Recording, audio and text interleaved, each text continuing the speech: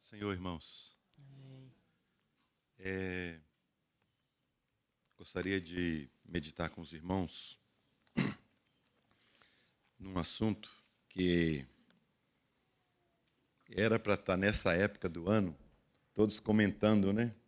Natal, é Natal, o menino Jesus. Ô irmão, o mundo nunca amou o Senhor. Infelizmente é assim. Nunca amou o Senhor. Poucos anos, né?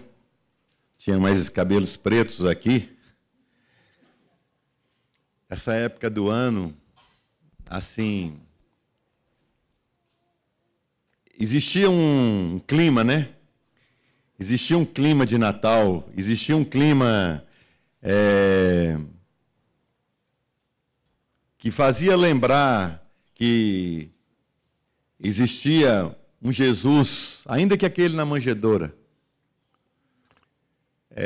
Existia um clima, assim, os mendigos ficavam mais felizes, porque todo mundo ficava mais compassivo, né? Dava mais esmolas. Então, o mundo nunca amou o Senhor. Ele amou o mundo. E, sabe, todo mundo se passava na rua, a gente falando assim parece algo tão distante, né? Parece que contando de uma geração tão distante, mas nós vivemos isso, a maioria de nós aqui. Você passava na rua, no sacolão, em qualquer lugar, Feliz Natal, e aquela coisa, existia todo um clima, se lembrava de Jesus, de um Salvador que veio a esse mundo como uma criança, então tinha tudo isso. Mas tudo isso vai sendo esquecido. Lembra dos livros dos Juízes, quando ele diz assim: e levantou uma geração que não conhecia o Senhor. Aí eles tinham que entrar em alguma guerra, em alguma situação de muita dependência, para então lembrar que existe um Deus no céu e clamar a Deus. E aí eles passavam então a olha, existe um Deus, vamos adorar esse Deus, vamos cultuar esse Deus. Nós estamos nessa fase. As gerações que vieram não conhecem o Senhor, ou desprezam ainda mais o Senhor. É um outro espírito, não tem mais aqueles sentimentos, né? A moral da sociedade afrouxou e ela perdeu os padrões. Mas nós estamos aqui como atalaias do Senhor. Somos embaixadores por parte de Cristo. Temos que manter essa luz acesa. Amém? Então gostaria de a gente lembrasse nessa manhã sobre essa situação do nascimento de Jesus, nascimento virginal de Jesus, e a importância disso para nós. Irmãos, o ministério de Jesus foram quantos anos? 33 anos e meio. Todo o período que ele viveu, ele tinha que estar puro e santo. Não podia ser somente numa parte. É todo o seu ministério. Então, muitas vezes a gente fala assim, tudo bem. Importa é Cristo e este crucificado. É verdade. Importa Cristo e este crucificado. Mas para que tenha um Cristo e este crucificado, teve um que veio na plenitude dos tempos. E nós temos que compreender isso. Nós temos que entender isso. Né? Então, eu gostaria que eu vou falar rápido de uns textos que os irmãos conhecem. Depois eu vou te pedir para você colocar para mim, tá, Emily? Gênesis 3:6 os irmãos conhecem. Mas mesmo assim nós vamos ler aqui, tá bom? Vai nos ajudar. Deus, então, depois de ele criar todas as coisas, ele cria o homem e a mulher, concede então ao homem a autoridade. E então tem aqui Gênesis capítulo 3, versículo 6, que diz o seguinte: quando a mulher olhou, observou que a árvore realmente parecia agradável ao paladar, muito atraente aos olhos e, além de tudo, desejável para dela se obter sagacidade. Estou lendo aquela versão King James, uma dessas aí, mas King James. Tomou do seu fruto e comeu, e o deu ao seu marido, que estava em sua companhia, e ele igualmente comeu. Então os olhos dos dois se abriram, e perceberam que estavam nus. Em seguida, entrelaçaram folhas de figueira e fizeram cintas para cobrir-se. A gente, quando lê aqui,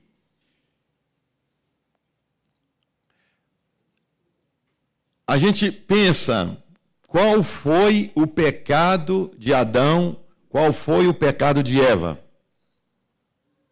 Primeira coisa que a gente vai pensar, né? Comeu da fruta, não é isso? Então logo o pecado está onde? Na fruta. Mas não é isso. Essa lógica está errada.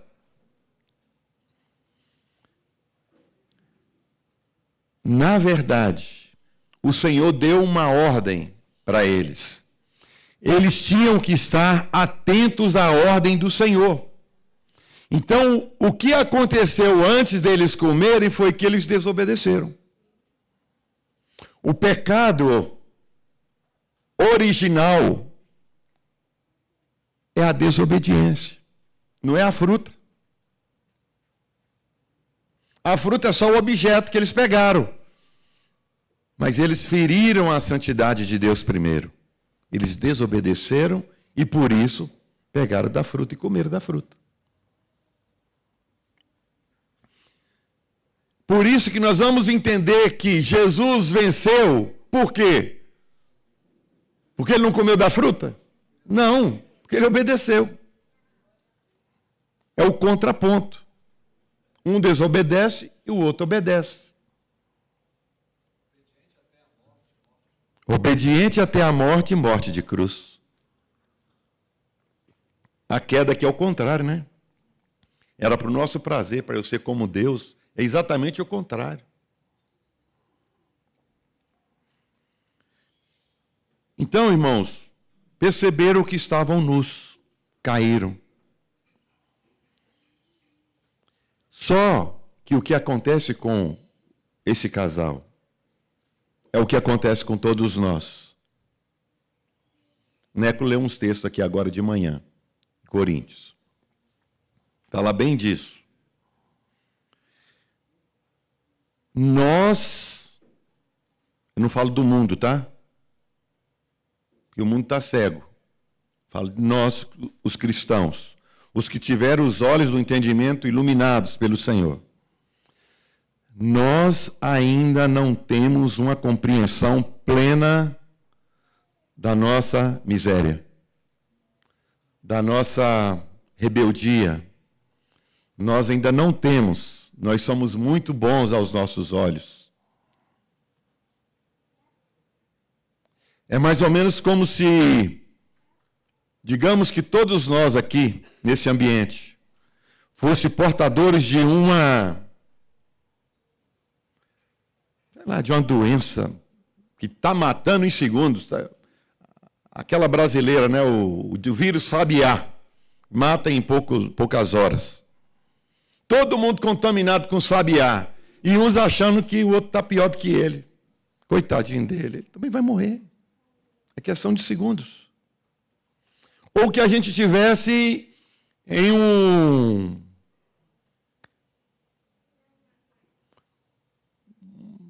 Imagina que a gente estivesse dentro de um foguete. E esse foguete vai entrar na atmosfera. E naquela entrada ele não vai resistir, todo mundo sabe, ele não tem capacidade, ele vai estourar, ele vai explodir. Ou que a gente tivesse naquele submarino que afundou Aquele cara fez, foi lá ver o Titanic, não sei para quê. Foi lá ver o Titanic. Todo mundo lá dentro está indo para a morte. Está indo se destruir, mas não está acreditando que vai. Outros vão morrer, eu não. Então, irmãos, nós não temos uma consciência, de compreender. Eu não falo nem 100%, não. Nós não temos 60%, e olha lá. Do nosso estado, da nossa condição, de quem somos, nós não temos. Lembra que o Neco leu? Né? Tudo que o Senhor disser faremos, é o que nós fazemos. Tudo que o Senhor disser faremos. Nós vamos obedecer ao Senhor? Vamos. Mesma coisa. Mas nós estamos com um bezerrinho feito. Diante de que nós nos curvamos, diante de que nós adoramos. Nós podemos nos curvar, nós podemos nos inclinar, nós podemos adorar, e aí nós pensamos só nas coisas grosseiras, não é isso? Os que têm lama, um pouco mais de lama, os que causam repugnância. Aí nós falamos assim, mas eu não roubo igual aquele lá roubou. Eu não mato igual aquele lá matou. Né? Eu não predito o mal como aquele premeditou. Eu não sou pecador como ele. E nós esquecemos que o mundo todo jaz no maligno. Irmão, essa palavra, o mundo todo jaz no maligno, para nós, sabe como é que ela entra na nossa cabeça? O mundo todo jaz no maligno, sabe como é que é? Mas é o mundo lá, eu não. Eu não. Eu não tenho pensamento mal. Eu não penso mal dos outros. A gente fala, né? Eu não roubo, eu não minto, eu não... qualquer coisa. Eu não. Ô, irmão, a quem nós estamos enganando? Sabe? Temos mentirosos que todo mundo sabe que ele está mentindo e ele acredita na mentira. Mas nós não acreditamos Nós queremos acreditar numa mentira ainda maior. É que nós não somos tão pecadores assim a ponto de merecer o inferno. Nós achamos que há coisa boa a ser preservada. Nós achamos que... E não é bem assim. 1 Pedro, capítulo 1, versículo 20, diz assim: falei então da queda original. Agora, 1 Pedro 1,20 diz assim: o qual, falando de Jesus, o qual, na verdade, em outro tempo, foi conhecido. Olha aí. Ainda antes da fundação do mundo, mas manifestado nesses últimos dias por amor de vós. Esse texto está falando de Jesus. Ele foi conhecido em outro tempo. Que outro tempo é esse? É na eternidade, com Deus. Antes que todas as coisas existissem. Antes que não existisse nada. Está dizendo que o projeto de Deus era conhecido. E no projeto de Deus, ele iria para a cruz. É um projeto. As coisas não andaram acontecendo e foi fazendo puxadinho, puxa um quarto aqui, puxa um banheiro, faz um negócio. Não. Não é assim não. Tem um plano, tem um projeto. E tudo é conforme esse plano, esse projeto. Ah, mas se não for... Por que Deus não acabou com Lúcifer? Calma, irmão. Deus conhecia. Estava no projeto. Ele permitiu. Por que eu, como mãe, eu, como pai, se eu visse o meu filho indo para fazer uma coisa errada, eu corria lá e pegava ele? Por que Deus deixou Eva bater papo com aquela serpente? Por que Deus não deu um puxão de orelha no Adão e falou, cabeça sua mulher? A gente fica arranjando um tanto de coisas. Irmão, não é assim. Deus deu ele a capacidade de escolha e disse, escolhe.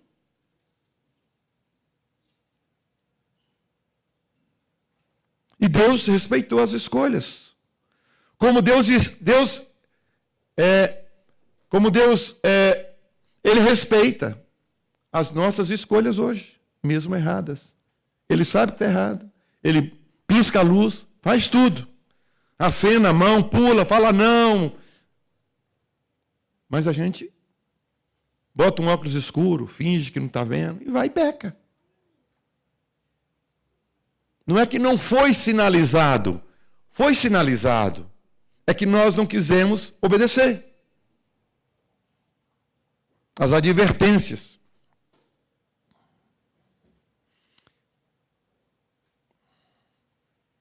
O qual, na verdade, em outro tempo foi conhecido ainda antes da fundação do mundo, mas manifestado nesses últimos tempos por amor de vós. Jesus foi manifestado por amor de nós.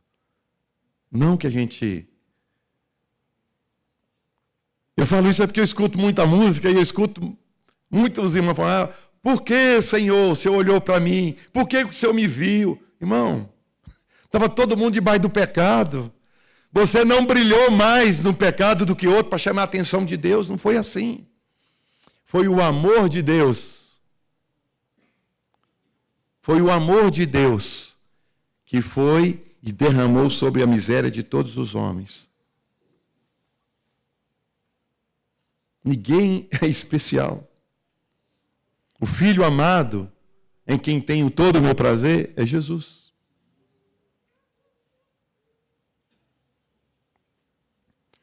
Então vamos a Coríntios, 1 Coríntios 15, 21, que diz assim, porque assim como a morte veio por um homem, qual homem? Primeiro casal,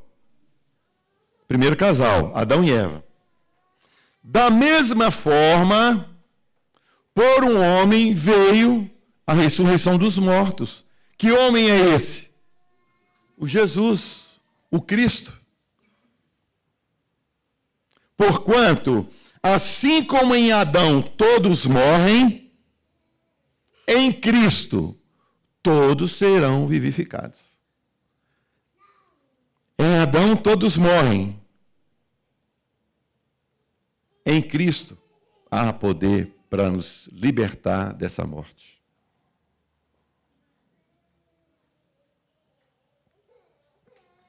Agora eu gostaria que os irmãos olhassem comigo em Isaías 7,14. Diz assim, pois sabei que o Eterno, o Senhor, Ele mesmo vos dará um sinal. Eis que a virgem ficará grávida. Irmão, presta atenção. Eu mencionei sobre isso no início do mês, mas eu mencionei como rei errado, tá? É Acaz, não Ezequias. Olha aqui o sinal. A virgem ficará grávida e dará à luz um filho. Ele está dizendo que uma virgem, uma moça que não teve contato com nenhum homem, ela se encontrará grávida. Isso é um sinal ou não é um sinal? Hein? É ou não é? É, ué. Isso é um sinal. Isso não existe. Só intervenção de Deus para que algo assim aconteça. Eis que a virgem conceberá, ficará grávida e dará à luz um filho. E ele diz, e ele completa, e o nome do menino será Emanuel, que quer dizer Deus conosco. Deus os amou, Deus conosco, por isso que ele veio a nós, por isso que ele é Emanuel. Esse texto que fala que a virgem ficará grávida e dará à luz um filho, esse é o sinal. Então, como é que faz para achar essa virgem? Quem é essa virgem? Quem é essa pessoa? Ninguém sabia. Aprove a Deus. E se Maria mais José não quisesse, Deus arranjava outro, pode ter certeza. A Maria falou, cumpra-se em mim segundo a tua palavra. Mas se ela falasse não, o anjo saía e Deus ia falar, vá agora na Beltrana.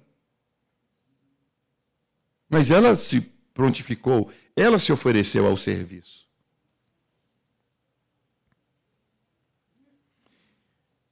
Irmãos, um casal tinha que estar pronto para receber aquela criança. Tinha que ter um homem como o José e tinha que ter uma mulher como Maria para poder ser os pais daquela criança. Eles eram perfeitos? Não. Cheio de limitações. Mas eles eram tementes a Deus? Eram. Eles temiam o Senhor. Deus confiou a José, Deus confiou a Maria aquele encargo de trazer aquela criança ao mundo, de cuidar daquela criança, de trazer a representação do Pai Celestial naquela figura. Você acha que foi brinquedo? Foi não. Mas é o mesmo que Deus espera de nós, cada um de nós hoje. Não é diferente. Nós não temos desculpa para ser diferente do que foi José e Maria. Nós não temos desculpa. Temos que ter o mesmo padrão de santidade. E então, vai chegar a criança. Eu gostaria... Não, lê ainda em Lucas 1, a partir do versículo 26. Diz o seguinte. Gostaria que vocês prestassem atenção comigo nos detalhes.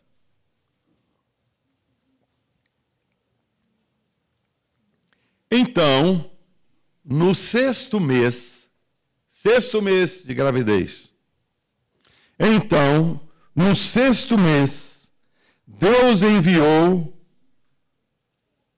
o anjo Gabriel para Nazaré, uma cidade da Galileia, a uma virgem prometida em casamento a certo homem chamado José, descendente de Davi.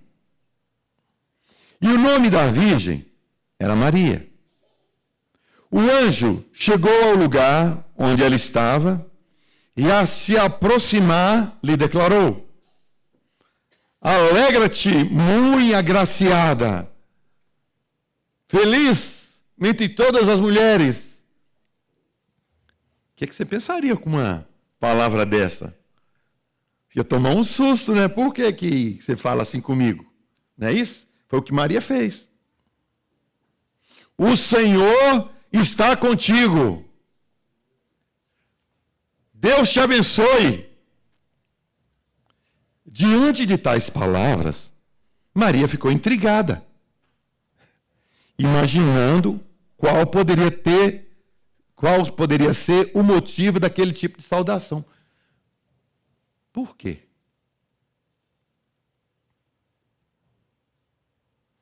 Mas o anjo lhe revelou: Maria, não temas, fica com medo não, pois recebeste grande graça da parte de Deus. Eis que engravidarás, ele vai contando o propósito, eis que engravidarás e dará à luz um filho, a quem chamarás pelo nome de Jesus. Ele ainda dá o nome. Porque se ele não desse o nome, José ia botar o nome dele lá. Jesus não ia chamar Jesus, ia chamar José. José filho, José neto, José bisneto, qualquer coisa assim. Porque eles traziam o nome pelas famílias. Mas bota um nome diferente, igual do João Batista. João Batista. João Batista? Não, Batista já é meu, né? João. João. Diz que João começa com O, né? Que ninguém chama João direto assim, né? Fala, ó, João. Né? João não começa com J, não. Aí diz assim, ele será grande e será chamado Filho do Altíssimo. O Senhor Deus lhe dará o trono de seu pai Davi, e ele reinará para sempre sobre o povo de Jacó, e o seu reino nunca terá fim. Então perguntou Maria ao anjo. Irmãos, chega com as palavras diferentes. Depois conta um caso desse, Maria está pensando, tadinha. Como será isso? Ela não está duvidando. Ela quer saber como. Como acontecerá isso? Pois jamais tive relação sexual com homem algum. É porque era um milagre. Era o sinal. Então o anjo lhe esclareceu. O Espírito Santo virá sobre ti, e o poder do Altíssimo te cobrirá com a sua sombra. E por este motivo, o ser que nascerá de ti será chamado Santo, Filho de Deus. Ele não tem participação de carne e sangue.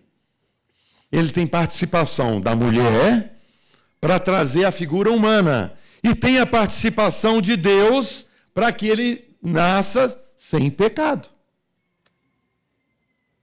Não pode nascer com pecado. Ele tem que nascer sem pecado. Ele vai ser colocado na terra na mesma condição que o Adão foi colocado. Sem pecado. E ele tem que passar pela prova. Sem pecado. Se ele cai, se ele tropeça numa coisinha só, acabou. Pensa, irmãos. Quer ver? Presta atenção. Isso aqui é um microfone, não é? Irmãos, se vocês não falar que é, eu vou achar que vocês não estão acreditando. Isso aqui é um microfone, não é? Tem como microfone transmitir imagem igual televisão? Não tem. Porque ele é microfone. O outro é televisão. Um só som. O outro imagem e som. Mas esse nunca vai ser televisão. Lagartixa nunca vai ser jacaré. Entendeu? Olha aqui.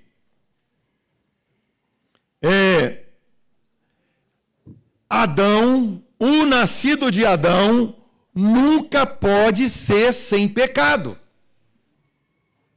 Entendeu? O nascido, qualquer um, Isaías, Jeremias, José, Daniel, Noé, qualquer um, nunca será sem pecado. Por quê? Nasceram em pecado. Foram gerados em pecado. Não tem como qualquer um da raça humana, até então existente, ser sem pecado. Não tem como. Pois todos pecaram e carecem da graça de Deus, da misericórdia de Deus. Ai de mim! Eu sou pecador. Habito no meio de um povo pecador. Vi o Senhor, vou morrer. Aí o anjo vem, pega uma brasa do altar, toca nele e o pecado dele foi perdoado. Ele não morreu. Mas ele ia morrer. Por quê? Porque a justiça de Deus não habita com o pecado. Ela vai consumir o pecado. Entendeu? Mas quem entregou a Satanás foi o homem. Tornou um pecador. E Satanás agora falou, eu quero ver quem é dos homens que vai fazer diferente. Porque a semente do mal está plantada. O bem que eu quero, não faço. O mal que eu não quero, faço. Entendeu? Como então poderia haver saída para a raça humana? Irmão, não tinha jeito. Somente Deus, fazendo o seu plano maravilhoso, é que podia acontecer alguma coisa. Ninguém teria essa mente brilhante. Como você vai pegar o Deus que diz que a terra para ele é como um vácuo, é como nada, é como algo que nem existe, tão pequeno que é? Como que Deus vai vir e encarnar numa mulher e vai nascer como um bebezinho indefeso? Como? Isso é loucura, isso não existe, isso é papo de carochinha. Irmão, Deus fez o que era impossível para nos salvar. Deixou o esplendor de sua glória, sabendo o destino aqui. Ele conhecia, ele sabia do plano, ele se ofereceu, ele veio. E ele passa como uma criancinha. Ô Esther, levanta e dá uma virada aí para você mostrar essa criança para os irmãos. É porque às vezes a gente esquece. Né? Ela está com medo até de quebrar o menino tão pequenininho. Olha aí. Olha aqui. Dá uma volta aí, Esther. Todo mundo conhece criança. Irmão, pensa. O Salvador vem numa condição indefesa. O Salvador vem numa condição indefesa. Teve que passar sal nele. Teve que enrolar uns panos, ficou ali, teve que ser amamentado no peito. Tudo isso, ele teve que aprender todas as coisas. E era o Salvador. Glória a Deus nas alturas e paz na terra aos homens, a quem ele quer bem. Entendeu? Porque hoje na cidade de Davi vos nasceu o Salvador, Jesus Cristo Senhor. Irmão, isso é maravilhoso. O céu está em festa. O céu está olhando para a terra. Como é que é isso? E aquele menino crescia em graça e conhecimento diante de Deus e diante dos homens. E ele crescia e crescia como um servo, desde pequenininho, obedecendo a Deus. Você está achando que ele tinha a natureza de não pecar? Presta atenção. Como Deus, digamos que pega a figura da televisão, tá bom? Como Deus, ele nunca poderia ser o quê?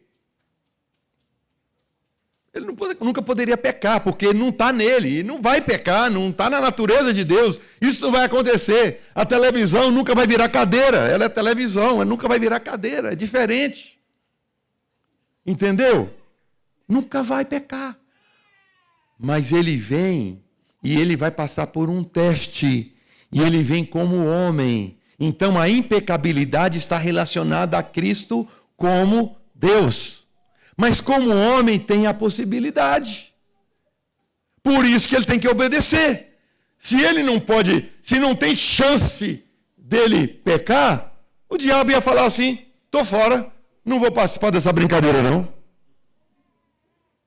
É ou não é? Não, concordo não. Quem pecou foi um homem. Quem tem que vir aqui brigar comigo tem que ser um homem. É isso. Por isso que tinha que ser um homem. Não podia ser um anjo, não podia ser Deus, não podia ser ninguém. Por isso que Jesus deixou a sua glória, a sua majestade, e veio como homem a esse mundo para passar pelo teste, para ser provado. E ele diz que ele foi provado em tudo, mas não pecou em nada. Satanás está de olho. Os irmãos entendem agora a gravidade das situações que aparentemente inocentes aconteceram? Gente, fala com Jesus lá, ó. Maria, acabou o vinho, acabou o vinho. Fala com Jesus lá. Ela não sabia o risco que ela estava expondo ao Senhor. Porque se ele obedece Maria, ao invés de obedecer a Deus, acabou. Pedro, Senhor, faz isso não. Não vai para a cruz, não. Ele achando que era um amigão do peito. Jesus falou, para trás, Satanás. Você não cogita das coisas de Deus. Eu, a gente quer ajudar. Calei, não falo mais nada. Entendeu? Irmãos, as coisas de Deus, as coisas da terra. Ele fazia separação entre o santo e o profano. E isso o habilitou a vencer. Ele fez escolha, ele foi tentado em todas as coisas, mas não cedeu em nenhuma delas. Foi à cruz sem pecado, porém levando os nossos pecados sobre si. Oh, irmão, o mundo olhava para ele e falou assim, é igual a nós, comedor de feijão. Tinha diferença. Ele era santo, ele era puro, não tinha pecado. Se ele fosse bonito, né, igual Melque assim, né? A gente até fala assim, bom, esse aí também tá, né, bonitão, né? Mas a Bíblia diz que não havia parecer, não havia formosura, nada que nos agradasse. A gente não podia olhar para ele e ficar impressionado. Não tinha isso. Igual Saul, né? Não tinha. Ele não tinha essas coisas. Mas ele era. Ele era. Então, irmãos, eu li Lucas. Tá, agora eu vou. Lucas 5. Na época de Herodes, 1:5. Na época de Herodes, rei da Judéia, havia um certo sacerdote chamado Zacarias, que fazia parte do grupo sacerdotal de Abias. Zacarias pertencia à ordem de Abias. Isabel, sua esposa, também era uma das descendentes de Arão. Isabel era descendente de quem? Arão. Família sacerdotal. Os dois andavam em justiça aos olhos de Deus e obedeciam de forma irrepreensível todos os mandamentos e doutrina do Senhor. Contudo, eles não tinham filhos, porque Isabel era estéril, e ambos eram avançados em idade. Em certa ocasião, quando seu grupo estava de serviço, Zacarias ministrava como sacerdote diante de Deus. Ele foi escolhido por sorteio, de acordo com a tradição do sacerdócio, para ter acesso ao altar do Santo dos Santos e ali oferecer a queima do incenso. Esse é Zacarias, essa é Isabel, e essa é a situação de ambos. 1 Crônicas agora, eu gostaria que os irmãos voltassem comigo, 1 Crônicas 24, versículo 3. Com a cooperação de Zadok, descendente de Eleazar, e de Aimeleque, descendente de Itamar, o rei Davi os dividiu em grupos para que pudesse cumprir as suas responsabilidades ali na casa. Encontraram-se entre os filhos de Eleazar mais chefes que entre os filhos de Itamar. Ou seja, os filhos de um tinham mais chefe de família do que o do outro. Formaram-se 16 classes com os chefes das famílias dos filhos de Eleazar, e 8 com os chefes da família dos filhos de Itamar. 8 e 16 dá quanto? Vamos lá. Só tem nego aqui dessa cidade. Dos matemáticos que sumiu tudo, né? 24, gente. 8 e 16, 24. O escriba Semaías, filho de Levi, Natanael, registrou os nomes dele na presença do rei, dos líderes e oficiais dos sacerdotes Zadok e Aimeleque, filho de Abiatar e do chefe das famílias do sacerdote e dos levitas. As famílias de Eleazar e de Itamar foram sorteadas de modo alternado. Sorteava um, sorteava outro. Versículo 7. O primeiro sorteio apontou Jeoiaribe, e o segundo indicou Gedaías. A terceira sorte caiu sobre Arim, a quarta para Seorim, a quinta para Malquias, a sexta para Miamim, a sétima para Racós, a oitava para Abias. O Zacarias era da ordem de quem?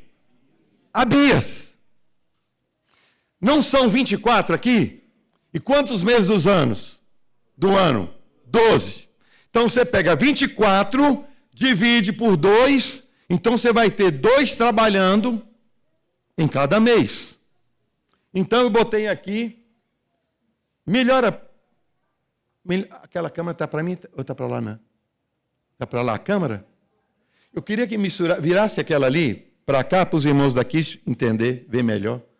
Vira um pouquinho assim, Luiz, para que os irmãos aí possam ver, porque a letra não ficou tão grande. Vira mais. Isso, assim.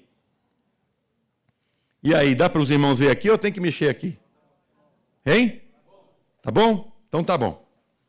Então presta atenção. São 24 classes, dividida por 2 dá 12. Temos 12 meses no ano, então 2 turmas vai trabalhar no mesmo mês. Primeira quinzena trabalha uma turma, segunda quinzena trabalha a outra. Assim foi estabelecido. Como ele era do 8º sorteio, então ele era de qual? Sorteou um, sorteou outro. Ele era qual? 4º mês. No 4º mês era o serviço dele. Não é isso? Tá bom. Então tá. Eu coloquei aqui os meses em hebraico, Nissan, Iá, Sivan, tal, tudo pela ordem, e botei a sequência numérica para facilitar a gente compreender. Nissan é equivalente ao nosso mês de março e abril. Entendeu? Então, quer dizer que uma primeira turma trabalha na segunda quinzena de março e a outra turma trabalha na primeira quinzena de abril. E aí vai. Quando a gente chega no 4º mês, nós temos junho e julho. Não é isso? 8º turno de Abias. Era a época do serviço, que coube a Zacarias trabalhar. Então, é como se nós disséssemos que o Zacarias trabalhou nesse período aí. Tá bom? Junho, julho. Tá bom. O que aconteceu nesse dia? O anjo apareceu para ele, nesse dia. O anjo apareceu para ele e contou para ele que a mulher dele estaria grávida. Entendeu? Então, você tem que marcar esse mês. Olha, sua mulher vai estar grávida agora. Mas aí, irmão, ele está trabalhando. Você tem que dar um descanso para o rapaz. É 15 dias de trabalho. Terminou o trabalho, é que ele vai voltar para casa. E então, vai contar para a mulher tudo o que aconteceu. E ela vai, o casal de velhinho, vai namorar e vai ela engravidar. É nesse mês, junho e julho. Entendeu?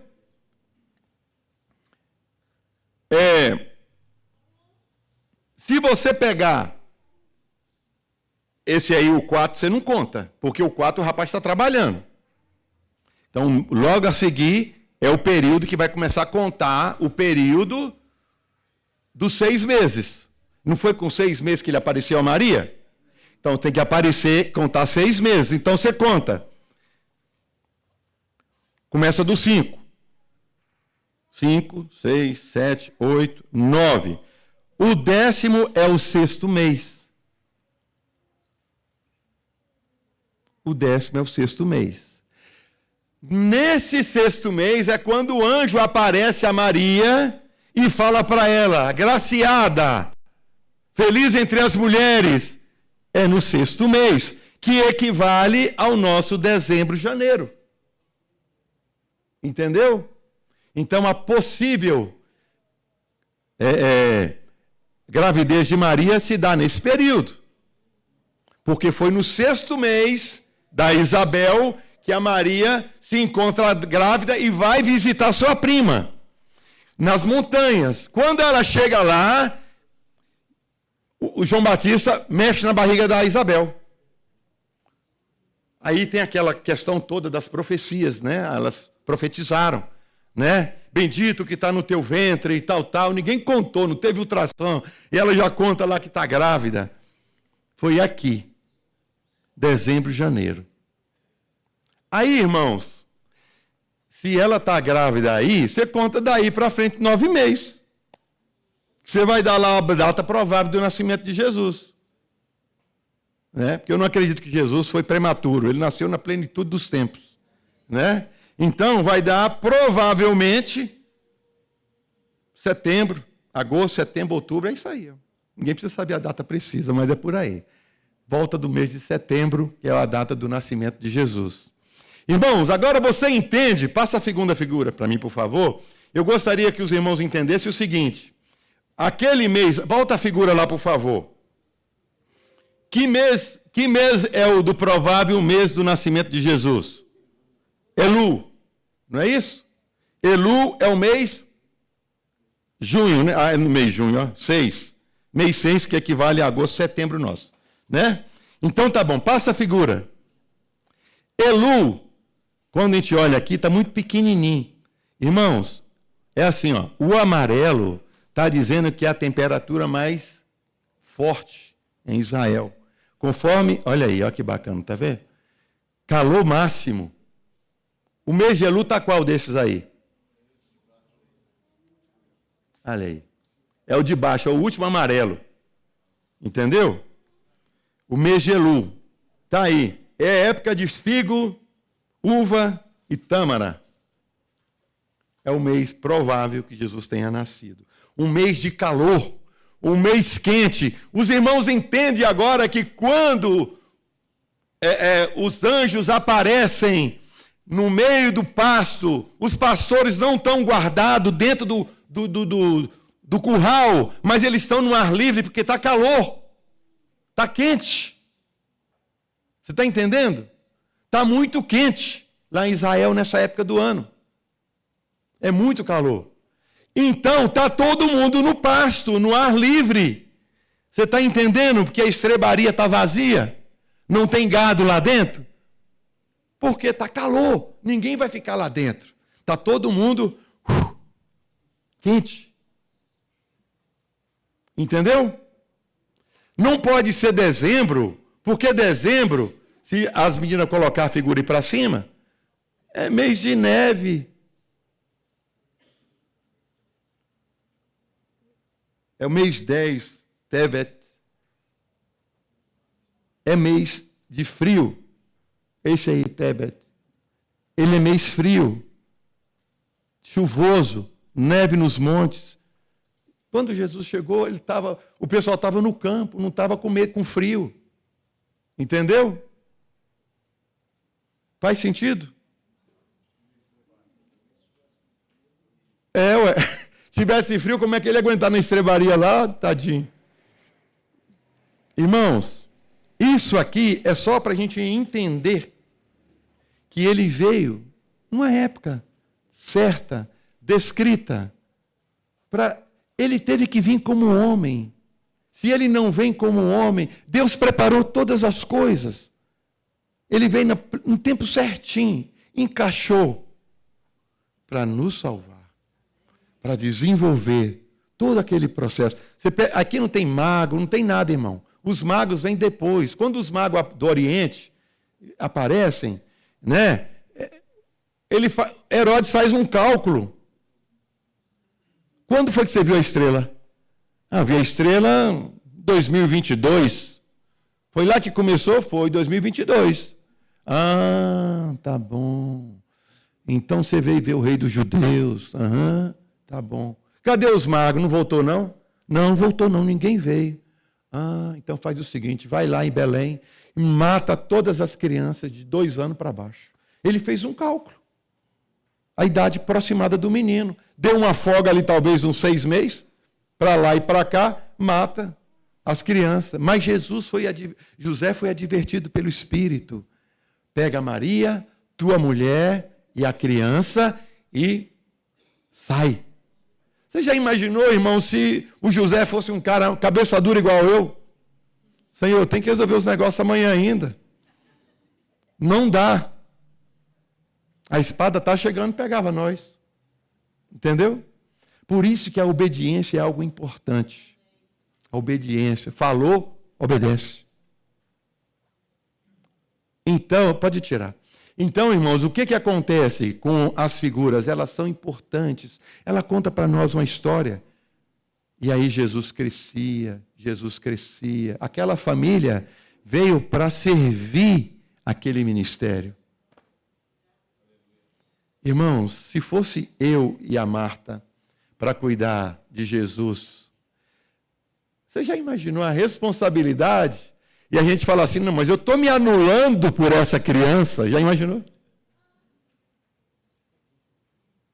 Irmãos, olha a responsabilidade que Deus deu a cada um. Não para que a gente seja pessoas ilustres desse mundo, mas que a gente seja ilustres no reino de Deus. Para isso, tem que pagar o preço hoje. Para isso, temos que nos adequar hoje ao reino. Adequar ao reino. O reino é conhecido, o reino é projetado. O reino não é um amontoado de puxadinho, não. A nossa vida não é uma arrumação, não, ela é projetada. Todos os nossos dias são conhecidos diante de Deus e determinados. Não tem nada por acaso. Não tem sorte. Não tem nada disso. Viu que lá no Zacarias, a sorte caiu sobre ele. Entendeu? A Bíblia diz que Deus é o arrimo da minha sorte. Você entendeu? Não tem sorte. É Deus. É o plano, é o projeto. Nós só temos que obedecer. E a gente vai desfrutar do melhor. Irmãos, Jesus vai à cruz, sem pecado, se oferece como cordeiro pelo pecado, e então a redenção chega a nós.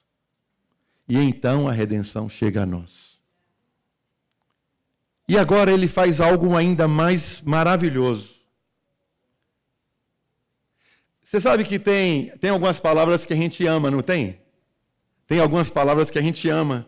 Tem algumas palavras que parece que ela vem de encontro assim, é igual um imã quando ele trava no ferro assim, né? Tem algumas palavras, e eu acho muito bonito uma frase de uma música, que ele diz assim, mas eu sei que o meu Redentor vive. Eu acho linda essa frase. É dita por Jó, né? Mas eu sei que o meu Redentor vive. Gente, eu acho linda essa palavra. Acho demais. Fantástica ela. Ele não somente veio para ser o nosso Redentor. Ele não somente veio para pegar a gente naquela miséria que a gente encontrava, que foi trazida a nós por Adão, por Eva. Ele não somente veio a nós para nos tirar daquela condição. Não foi só isso. Se fosse só isso, já estaria maravilhoso. Mas não é só isso, é muito mais. Ele veio, sabe para quê? Para disponibilizar para mim e para você a vida dele. Ele não só nos remiu, mas também nos colocou nesse lugar, que é ele. Entendeu? Você está entendendo a situação? Ele não somente te pegou no meio do mar, que estava afundando, a qualquer momento você cansava e morria afogado. Ele não somente te pegou e te tirou daquela condição, mas ele te colocou num lugar seguro. E esse lugar seguro é ele. Ninguém toca. Menina dos olhos de Deus. Aonde eu estiver, que estejam eles também. Escreverei o seu nome nas minhas mãos. Irmãos, são palavras fortes demais. Foi aí que Deus nos colocou. Não foi em qualquer lugar. Foi nele. E ele disponibilizou para nós sua vida.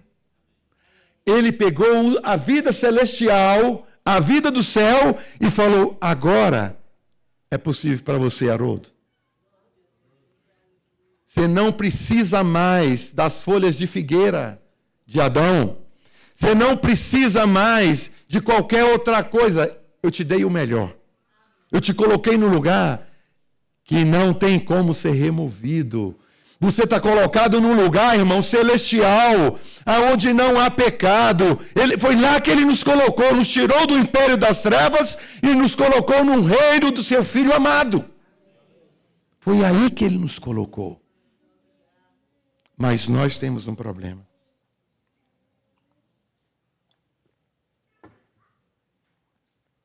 Nós temos um problema.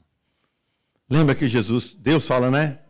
Moisés, esse povo é pescoço duro, desobediente, povo rebelde. Mas eu amo esse povo. Eu quero salvar esse povo e eu vou salvar. E você está entendendo a relação, irmãos? Vou falar uma coisa. Eu sei que poucos aqui conhecem. Mas você já viu um jegue empacado? Seu Miguel conhece, né, seu Miguel? Um jegue empacado? Menino, o bicho estica as patas para frente assim, você puxa, ele não vem. Ele trava. A gente é desse jeito, obstinado. A gente resiste ao amor de Deus com todas as forças. Mas ele não desiste de nós. A gente contava lá na Bahia que quando o jegue empacava, você chegava no ouvido dele e falava assim, lá vem o 11 da São Geraldo. Que o 11 da São Geraldo atropelava os jegue tudo. Então, quando dava assim, vem o 11 da São Geraldo, aí ele desempacava. Mas a gente não tem jeito, a gente empaca contra o amor de Deus e não quer ser removido daquela resistência. Presta atenção em algo que Jesus nos ensinou e assim eu termino. Mateus 9,16. Você quer colocar? Pode colocar, Emily. Você já quiser desligar, você que sabe. O texto. Mateus 9,16. Irmãos, preste atenção. Ninguém coloca remendo novo em roupa velha.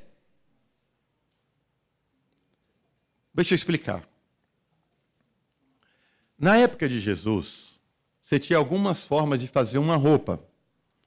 Você podia fazer uma roupa de tecido. Então, para fazer uma roupa de tecido, você tinha que matar uma ovelha, tirar a lã da ovelha. Hein? Não, vamos fazer da ovelha primeiro, depois do couro. Aí você pega a ovelha, arranca a lã da ovelha, e aí você passa ela, tem uns preguinhos assim, igual uns preguinhos assim para cima. Você vai passando ela assim para desembaraçar ela. Depois que desembaraçou, você pega um pouquinho daquele fio e você tem um fuso. E você vai enrolando, aí ele vira um fio. E você vai enrolando e ele vira um fio. Aí você vai enrola aqui e enrola aqui. Aí ele vira um cordãozinho, você enrola o cordãozinho, começa de novo. Até você fazer uma linha. Até você fazer essa linha. Com essa linha, você ia para o tear e ia então tecer a roupa. Aí você fazia um pano. Com esse pano, você costurava então do lado, do outro, até mais ou menos aqui numa altura, fazia um buraco, enfiava a cabeça, você estava bem vestido. Eu conheci lá na Bahia, Bahia de história, né? Eu conheci lá, porque na época o povo era assim, a pobreza era muito grande. Então, geralmente as famílias compravam saco de açúcar, que era aquele saco de açúcar branco, né? E faziam 3 buracos. Estava feita a camisa. E o cara andava daquele jeito. Quando queria melhorar um pouquinho a vida, comprava um tintol, pintava ele de outra cor. Era tudo que se tinha. Estou falando de famílias muito pobres.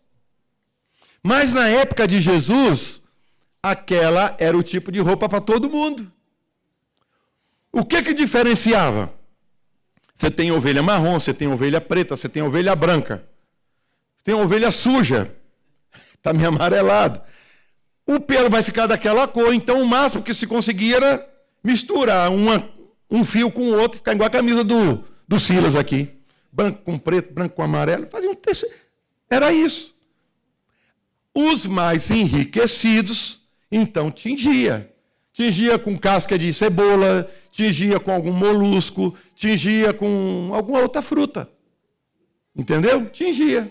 Igual quando a gente tá comendo cachorro quente, camisa branca, pinga na camisa, ficou que cor? Vermelha. Imagina você melar ela toda no molho, vai ter uma roupa vermelha. Era isso. Então, você tinha roupas feitas de pelo de ovelha. As famílias mais ricas e endinheiradas tinham linho. Tinham linho, né? Fazia roupa de linho, ou então fazia só uma peça para botar por cima. E tinha o normal do povo, que era pegar o couro. O normal do povo era pegar o couro do animal, é o que sobrou. Pega o couro e faz uma roupa com couro. Aí você saía andando com aquele trem, parecendo uma folha de Flandres. Entendeu? Essa era a roupa daquele povo. Irmãos, isso era caro. Isso era caro. Lavar a roupa, você acha que era fácil? Irmão, o cara tinha uma roupa. Como é que ia lavar a roupa dele? Se fosse levar para lavar, ele tinha que ficar escondido. Dentro de casa, até lavar a roupa. Para trazer. Então, com essa roupa ele sentava no chão. Com essa roupa ele trabalhava. Lembra? Cingir os vossos lombos. O que é cingir os lombos? É pegar, que era tipo uma mortalha, pega o pano aqui embaixo, e enrola ele aqui no cinto, e ficava tipo um bermudão, cingir os ossos lombos, e trabalhar. Era assim. Preparar para a guerra, cingir aqui, vestir aqui, e pronto, vamos para a guerra, está amarrado. E de noite, na hora de dormir, solta o cinto, fica frouxo, dorme. Então aquela roupa era tudo que você tinha, que te acompanhava a vida toda. Você está entendendo? Você não tinha, geralmente, igual nossos guarda-roupa hoje, tudo cheio. Né? Não. Você tinha uma, duas, e olha lá.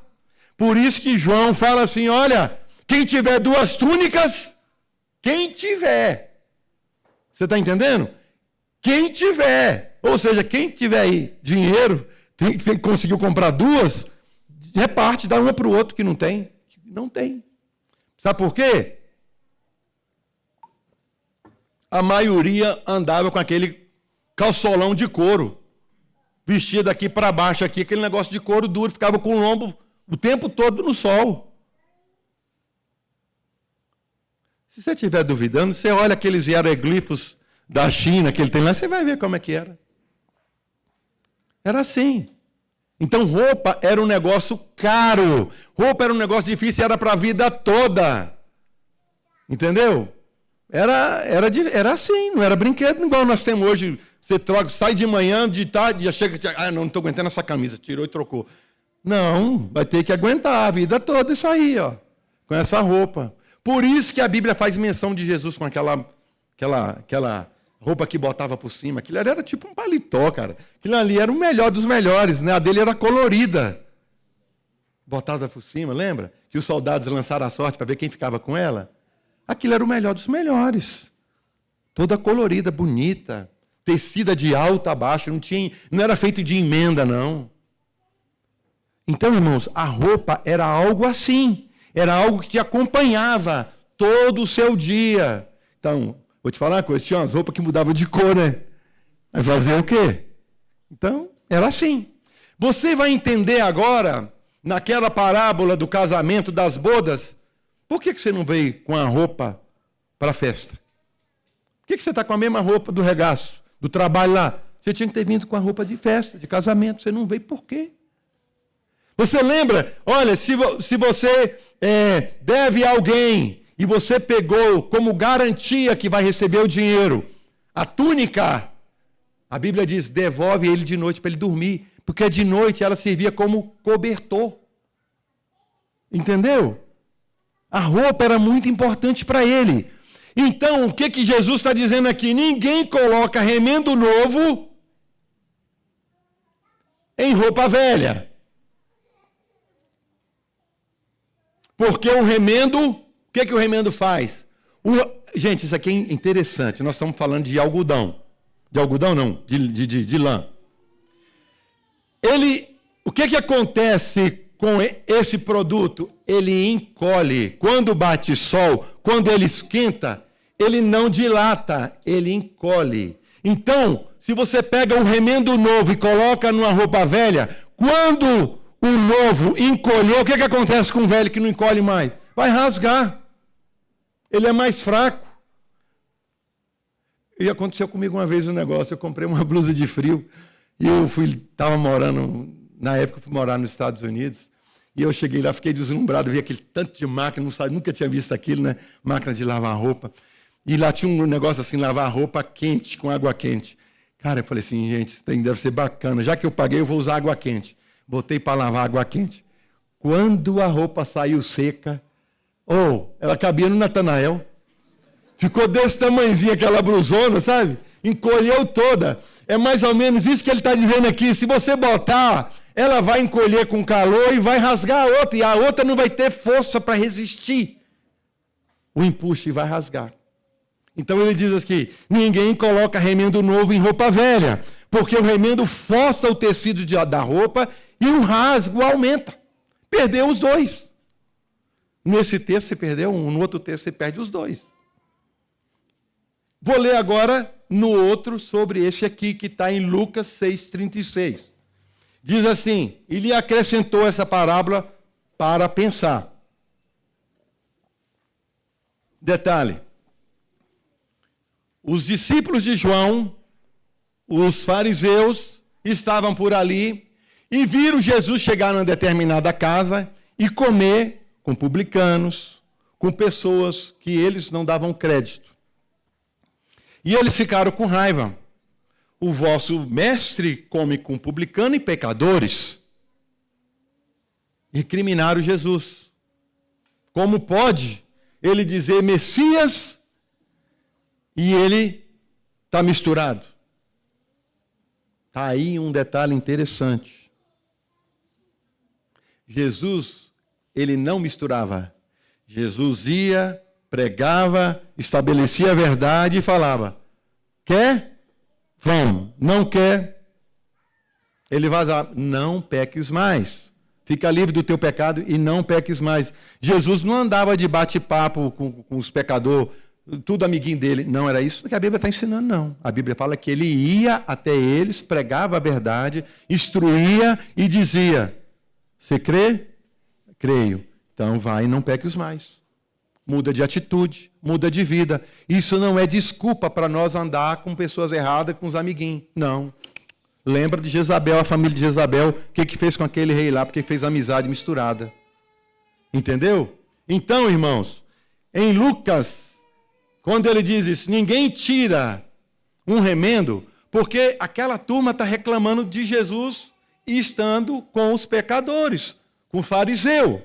Eles estão reclamando e depois vão falar do jejum. Por que os seus discípulos não jejuam? Os de João jejuam, os fariseus jejuam. Por que o senhor não jejua? Jesus falou, olha, deixa eu te falar. Enquanto você tem um noivo, por que você vai jejuar? Mas dias virão em que o noivo será tirado. Então vocês vão jejuar. Mas eles queriam perturbar Jesus. Porque eles estavam presos na caixinha da lei. E não na lei. Eles estavam presos na religião que eles criaram e entrou para dentro dela e fechou a porta. Não dava espaço para o Senhor fazer nada. Então ele diz assim, ninguém tira remendo de roupa nova, entendeu?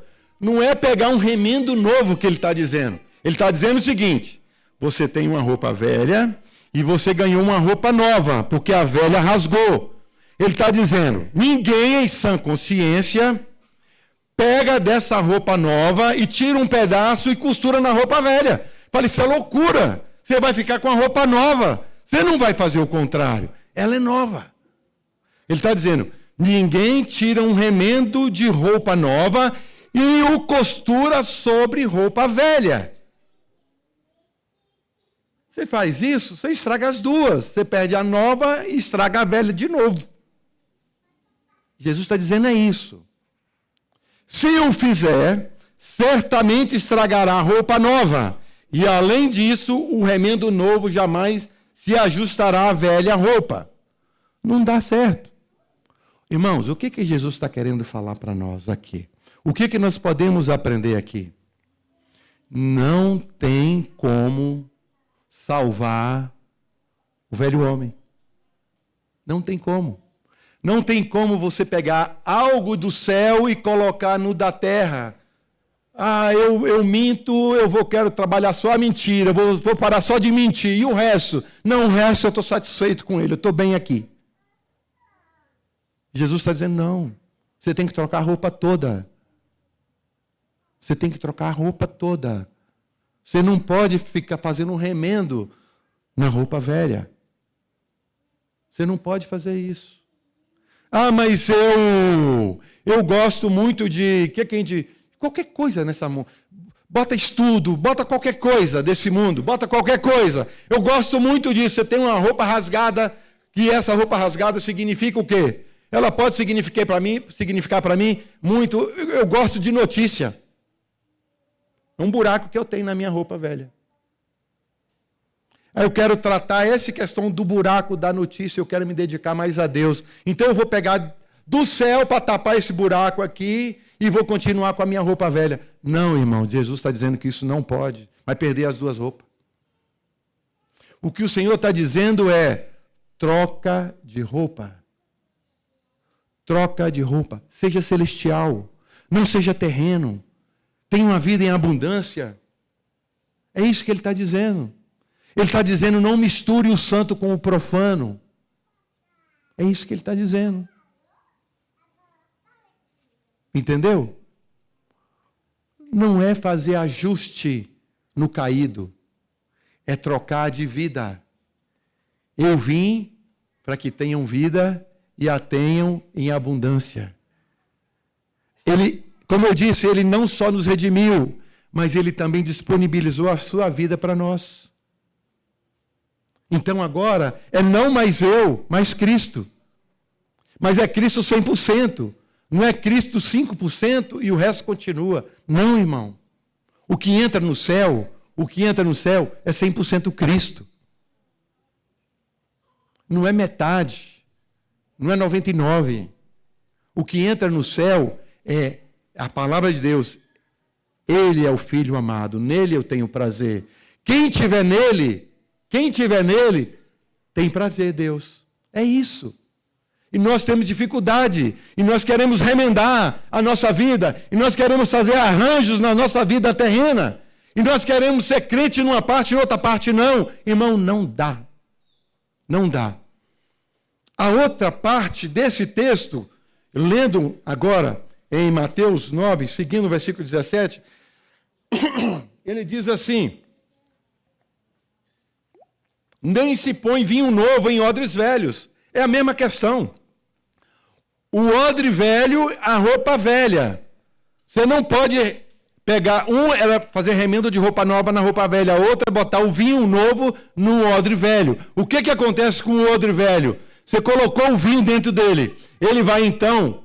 Você sabe o que é o odre? Fica bonita as palavras assim, bem poética, mas você sabe o que é um odre? É você pegar um animal desse que você arrancou a lã, um cabrito, qualquer coisa assim, e aí você tira tudo lá dentro, limpa tudo, né? Passa no calor do sol, limpa, rapa, e fica aquele couro duro. Aí você pega aquele couro, bota ele dentro d'água, ele amolece, aí você pega e vai costurando aquele couro.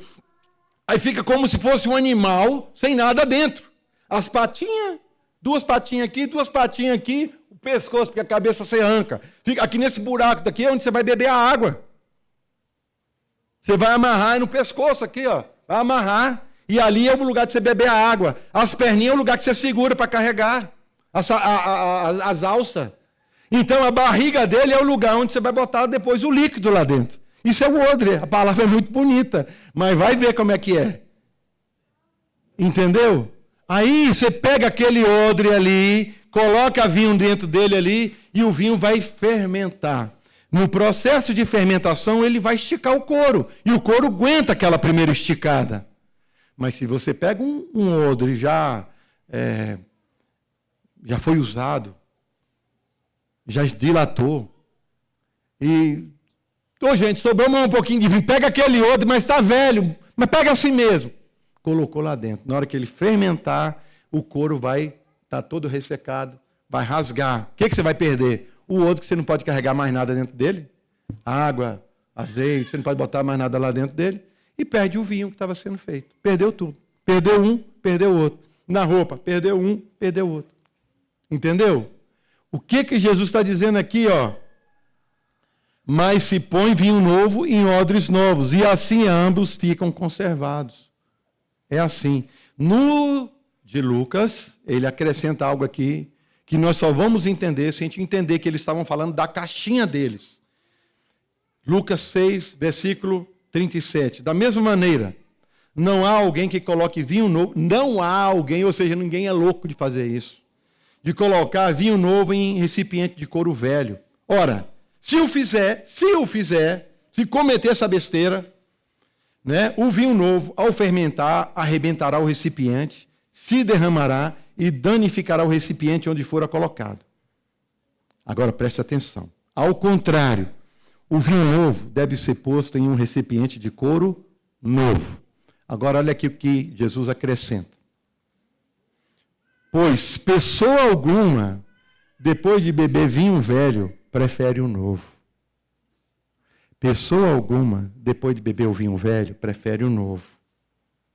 Portanto, se diz, o vinho velho é bom o suficiente. Parece um choque. Mas o que ele está querendo dizer aqui? Nós estamos tão acostumados com Adão, nós estamos tão acostumados com a carne, nós estamos tão acostumados com esse mundo que ele fala, nossa, ele é maravilhoso. Desfrutar desse mundo, fazer isso, fazer aquilo, é bom demais. Para que eu quero passar pelo processo? Jesus está indo lá e pregando para aquelas pessoas. Não, isso aí é um absurdo. A lei diz isso, você não pode fazer isso. Eles estão recriminando Jesus. Jesus falou, é verdade, você tem razão. Ficar nessa vida é muito mais confortável. Mas eu estou te chamando, é para romper com esse paradigma, é mudar o modelo. Eu estou te chamando, é para que você aceite que a minha vida faça a diferença na sua vida. Eu estou te chamando, é para que o céu governe a sua vida, não a terra. Irmãos, nós ainda temos tido muita dificuldade para experimentar isso. E vou ler o último versículo e paro aqui. Em Tiago, capítulo 4, versículo 4, diz assim.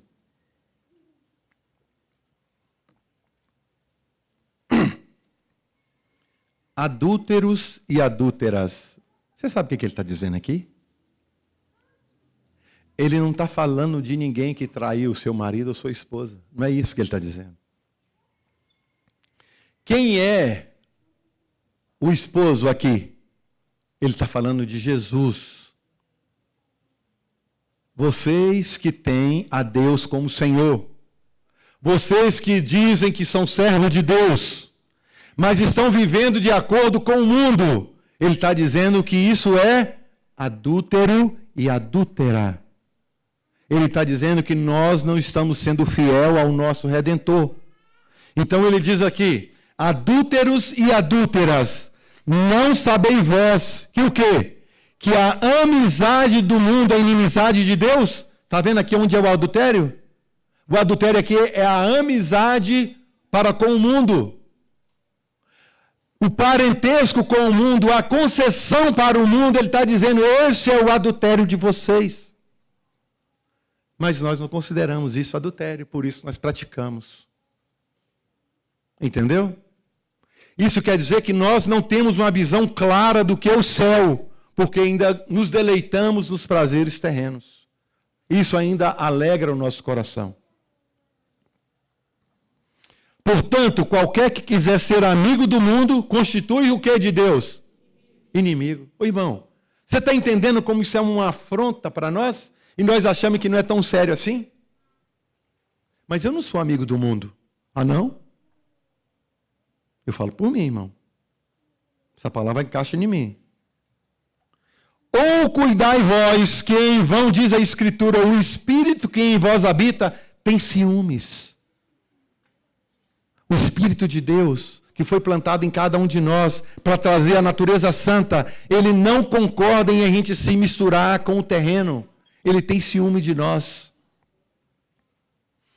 Olha aqui o que ele diz. Antes, Ele dá maior graça. E a maior graça está no final do versículo seguinte.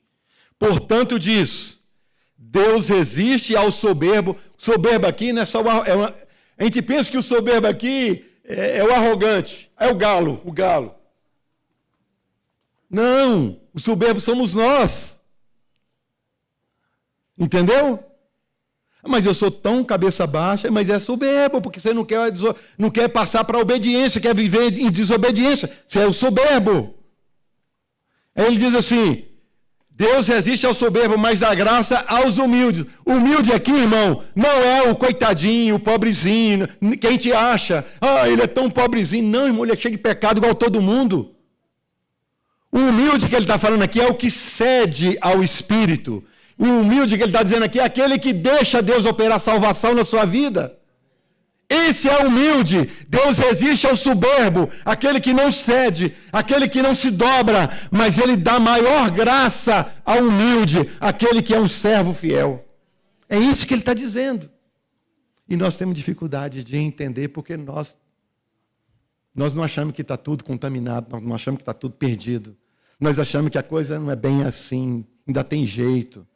Irmão, pede a Deus para revelar. Sujeitai-vos, pois, a Deus. Entendeu? Humilde, sujeitai-vos, pois, a Deus. Resisti ao diabo e ele fugirá de vós. Chegai-vos a Deus. Na condição de humilde, na condição de quebrantado, na condição de rendido. Chegai-vos a Deus. E o que vai acontecer? Limpai as mãos, pecadores, e vós de duplo ânimo, purificai o coração. Hoje está na moda, né? Hoje está na moda. Aí ele é, como é que é o nome, Vânia, que fala? Quando a pessoa, sou, mas não sou. Eu sou uma pessoa, mas também sou outra. Como é que fala que a pessoa tem dupla personalidade? É dupla personalidade, né? E hoje está aceito. Bipolar, hoje está aceito. Agora já não é mais nem bipolar, agora é TDAH. Daqui a pouco é TDAH mais plus. E o pau vai quebrando, porque nós não achamos que há pecado em tudo isso. Ele está dizendo, os de duplo ânimo, para.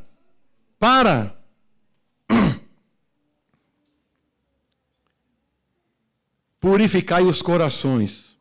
Aí ele fala assim, senti as vossas misérias, e lamentai e chorai. Converta-se o vosso riso em pranto e o vosso gozo em tristeza. Ele está falando que nós temos que ir diante de Deus, irmãos, e reconsiderar todas as coisas. Nós não podemos continuar achando que está normal. Nós não podemos continuar achando que está bom. Não foi para isso que Jesus veio e deixou sua glória. Ele veio para nos dar uma roupa nova. Ele veio para mudar tudo. Ele não veio para mudar algumas coisas. Há poder suficiente em Jesus para nos libertar de todo o pecado. Último versículo. Humilhai-vos perante o Senhor e Ele vos exaltará. Irmãos, o quebrantamento é algo que não mais se prega. O quebrantamento não é algo que mais se prega. Está fora de moda. Está fora de moda. Mas na igreja, ele continua tendo seu lugar. Quebrantamento é marca de um servo. Quebrantamento é marca daquele que serve a Deus. Irmãos, Jesus, ele não nasceu, viveu a vida santa para que nada acontecesse. Não, irmão. Ele veio e disponibilizou vida a todos nós para que ele, lembra a oração? Venha o teu reino, venha o teu reino, seja feita a tua vontade na terra como é no céu. É isso que ele está esperando de cada um de nós. Venha o teu reino. Aonde? No meu trabalho, na minha escola, na minha casa, nos meus relacionamentos. Não é eu sou assim. Não é eu sou assim. Eu era assim. Agora eu sou daquele jeito, lá sou celestial.